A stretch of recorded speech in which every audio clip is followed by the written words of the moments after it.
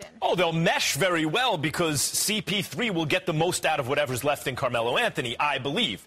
And I believe that also means the Rockets will be worse than they were last year, so it's not going to matter. Because the thing about the Rockets where they were a sneaky good defensive team with multiple guys who could switch and everything, that ain't Carmelo Anthony instead of Trevor Ariza. I mean, it's just not. And they lost a couple of good defensive players, and they replaced them with Carmelo Anthony. Offense, Carmelo's a little better, although you could see from last year he wasn't a catch-and-shoot guy. I believe Carmelo will be better than last year, Stephen A. But he'd have to be a lot better to make up the difference that Houston lost. Carmelo is still better than he should be in his 15th season. He's old by NBA standards. A lot of miles on those legs. Dwayne Wade is cooked. Carmelo Anthony has aged, I'd say, better than most. But that just goes to show you how old he is by NBA standards at this point, given the number of minutes he's played. It's amazing that he can even play as well as he can still play, but that's not going to be good enough, Stephen A. Let's talk about this. At some point in time, everybody's got to make up their mind. Is CP3 great or not? Is CP3 great or not? Because my reason for supporting Carmelo Anthony in Houston is because of what I think CP3 will do for him. Carmelo Anthony, one time and one time only, has played with a quintessential, prototypical pass-first floor general extraordinaire point guard in his career.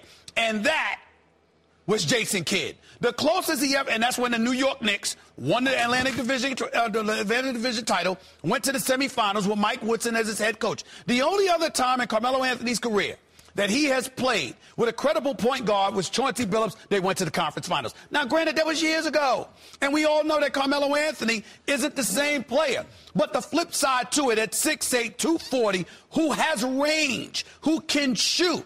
You're talking about an individual with an extraordinary point guard that will make it easier for him to fit in than it was for him to fit in with Russell Westbrook and Paul George. You're talking about the combination of that with the league MVP and James Harden, who's a bad somebody. And I think that the combination of that, combined with the team basically being intact, you're trying to tell me we're going to make – I'm not trying to diss Trevor Ariza. I like Trevor Ariza. But we are really, really tripping over Trevor Ariza and Luke Mbah-a-Moute being gone, okay, and play because Carmelo's there and those two are gone. Those two are gone. Yeah, now. but you act like that's not. You act like Carmelo's better than the two of them. Come on. No, I think offensively he is. Yeah, but overall value, listen. He is less than those. No doubt about it. Listen, I'm saying to you this: they taken a step back defensively, but in the same breath, you ain't stopping Golden State. You got to outscore. Let's boil it down. And I think that Houston's offense is going to be better. Their defense is going to be worse. Let's boil it and down so we have no ambiguity, so we're totally clear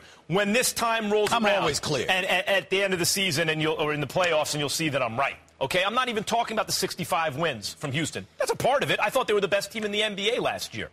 I'm talking about on top of those 65 wins, they went to a Game 7 against a healthy Golden State team.